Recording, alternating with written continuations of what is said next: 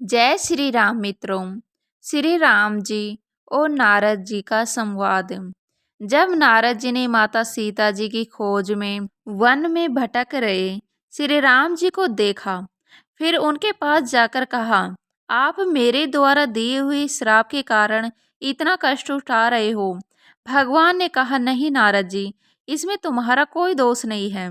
वनवास आना यह मेरा संकल्प था और सीता हरण यह भी मेरी नरलीला थी।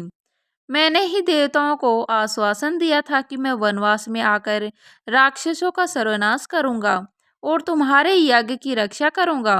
नारद जी ने भगवान को प्रसन्न जाना, तब कहा, प्रभु मैं आपसे कुछ मांगना चाहता हूँ, दोगे? राम जी बोले, मुनिवर ऐसी कौन सी वस्तु है जो मैं तुम्हें नहीं दे सकता?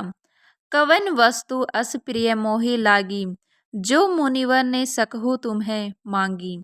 नारद जी ने कहा, प्रभु यूं तो आपके अनेक नाम हैं, किंतु मैं आपसे वरदान स्वरूप यह मांगता हूँ कि राम नाम सब नामों में श्रेष्ठ हो।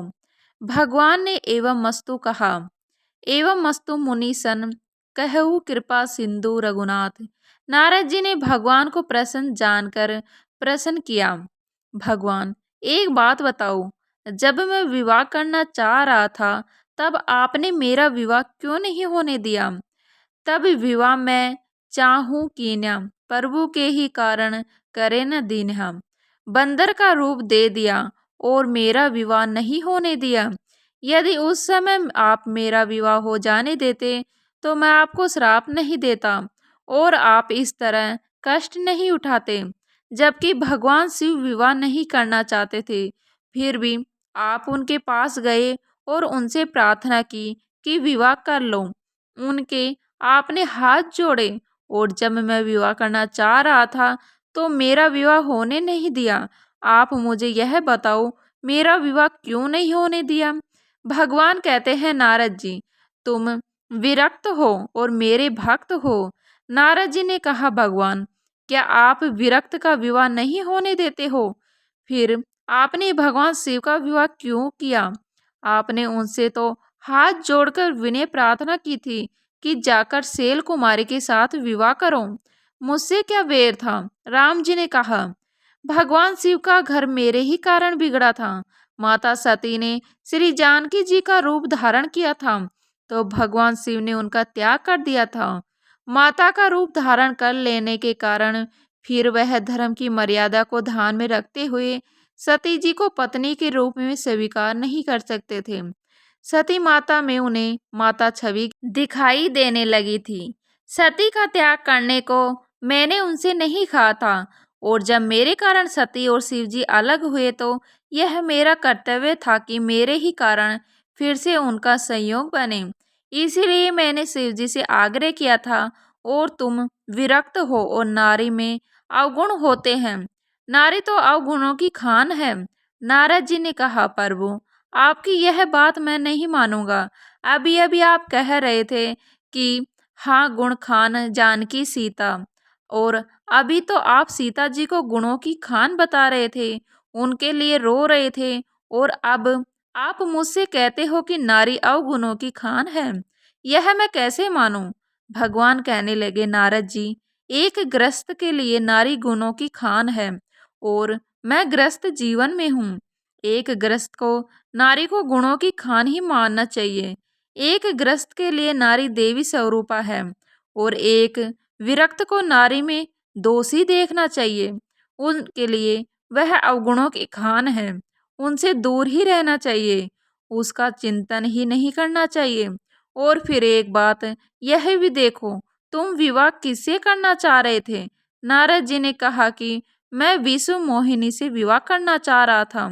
भगवान ने कहा, विश्व मोहिनी कौन है? वह तो मेरी माया है जिसने विश्व को मोहित कर रखा है और मैं मायापति हूँ। आप मुझे क्या मानते हो? नारद जी ने कहा, प्रभु मैं आपको परम पिता मानता हूँ। भगवान ने कहा, फिर विश्व मोहिनी तुम्हारी हुई, वह तो तुम्हारी माता हुई। क्या तुम माता से विवाह करते? क्या सनातन धर्म की मर्यादा को मिटाना चाहते थे? तुम नारद हो। नारद का अर्थ होता है कि जिसके मुंह में दांत ना हो, बच्चा हो, तुम बच्चे हो, तुम्हें यह भी ज्ञात नहीं है कि किससे विवाह करना उचित रहता और किससे नहीं।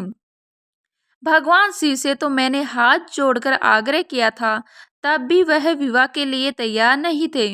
उन्होंने कहा था, प्रभु यह संभव तो नहीं है, किंतु जब आपकी आज्ञा है तो मुझे मानना ही पड़ेगा। और भगवान शिव की बात अलग है, तुम्हारी तो मैंने जरा से ही हंसी कराई थी। उसे केवल विश्व मोहिनी और दो शिव गणों व मेरे सिवा किसी और ने नहीं देखा था।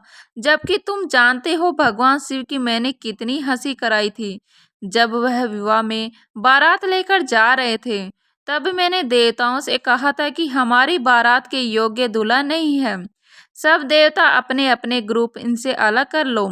और मेरी बात मानकर सब देवताओं ने अपने अलग अलग ग्रुप बना लिए थे। तुम भी उनमें शामिल थे। भगवान शिव नंदी पर सवार अकेले खड़े थे। वह जानते थे कि यह सब मैंने कराया है, और मैंने यह सब उनकी परीक्षा लेने के लिए किया था कि देखता हूँ यह अकेला रहकर किस मनोदशा में रहते हैं। किंतु उन्होंने मुझ पर क्रोध नहीं किया। ऐसी स्थिति में भी वह अकेले ही मुस्कुरा रहे थे। उन्होंने मन में विचार किया, प्रभु जैसी आपकी इच्छा, मैं तो उसी में प्रसन्न हूँ। और तुमने तो मुझे जरा से अपमान होने पर श्राप दे दिया। मैं जानता हूँ तुम नारद हो, बच्चे हो, किंतु तुम इस बात का दुख मत मनाओ कि तुम्हारे श्राप के कारण यह कष्ट उठा रहा हूँ। वन में आना तो मेरा ही उद्देश्य था। मैंने ही सरस्वती को प्रेरणा दी कि मंथरा की बुद्धि फेरो, और सरस्वती ने मेरे ही आदेश से मंथरा की बुद्धि फेरी थी। मंथरा माता कैकेयी के पास गई। माता कैकेयी ने पिताश्री से वरदान मांगा और मेरा वनवास हुआ। एक विरक्त की कहानी एक महात्मा जी सुना रहे थे कि वह सन्यासी किसी गृहस्थ के घर में भोजन करके जंगल के रास्ते से जा रहा था। उसके मन में यह विचार आया कि मेरा जीवन भी क्या जीवन है, ना पत्नी, ना बच्चे, ना घर द्वार, कुछ भी नहीं है। अभी जिसके यहाँ से होकर आया हूँ वह कितना सुखी है। मन में ऐसा विचार करते हुए वह जा रहा था। उसी जंगल में एक कुएं के पास पड़ी थी बड़ी शिला पड़ी हुई थी। वह उस शिला पर लेटकर विश्राम करने लगा। विश्राम करते हुए उसे निद्रा आ गई। वह विश्राम करने से पहले नारी का चिंतन कर रहा था।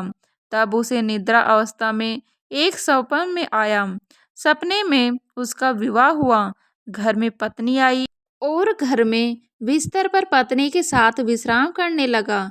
सपने में उनकी पत्नी ने उनसे कहा, जरा उधर किसको। सन्यासी का सपना चल रहा था। उन्हें यह ध्यान ही नहीं रहा और नींद में ही सही में थोड़ा खिसक गए। जैसे ही थोड़े से खिसके सीधे कुएं में धड़ाम से गिर गए। इसीलिए शास्त्र कहता है कि एक विरक्त के लिए नारी का चिंतन सपने में भी उसके प्राण ले लेता है। इस तरह भगवान श्री राम जी नारद जी को समझाते हुए सीता जी को खोजते हुए आगे बढ़ते हैं। रास्ते में देखते हैं कि राम राम का स्वर सुनाई देता है। तो दोस्तों, इसके आगे का प्रसंग आपको अगली वीडियो में देखने को मिलेगा। तो वीडियो हमारी अच्छी लगी तो लाइक करें, शेयर करें, नए हैं तो प्लीज़ सब्सक्राइब कर लीजिएगा। मिलते हैं इसी तरह की नई वीडियो के साथ, तब तक के लिए जय हिंद, जय भारत, जय श्री राम।